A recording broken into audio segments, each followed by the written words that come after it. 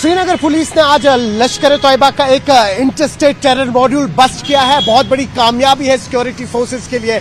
आपको बताएं कि 5 शख्स जिसमें से 2 पाकिस्तानी और 3 कश्मीरी हैं, उनको गिरफ्त में लिया, छानबीन की गई और पता लगा कि किस तरह से इस वक्त लश्कर तैयबा एक टेरर मॉड्यूल, वो भी इंटरस्टेट टेरर मॉड्यूल चला रही थी। करीबन 19 जगहों पे छापामारी हुई अक्रॉस, अगर हम देश भर की बात करें, जिसमें से कुछ इंपॉर्टेंट लीड्स राजस्थान और हरियाणा जैसे इलाकों में मिली।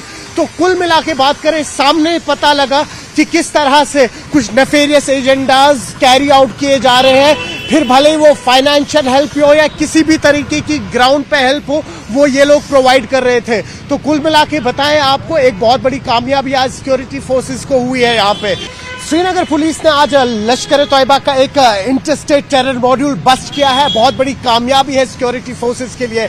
आपको बताएं कि 5 शख्स जिसमें से 2 पाकिस्तानी और 3 कश्मीरी हैं, उनको गिरफ्त में लिया, छानबीन की गई और पता लगा कि किस तरह से इस वक्त लश्कर तैयबा एक टेरर मॉड्यूल, वो भी इंटरस्टेट टेरर मॉड्यूल चला रही थी। करीबन 19 जगहों पे छापामारी हुई अक्रॉस, अगर हम देश भर की बात करें, जिसमें से कुछ इंपॉर्टेंट लीड्स राजस्थान और हरियाणा जैसे इलाकों में मिली।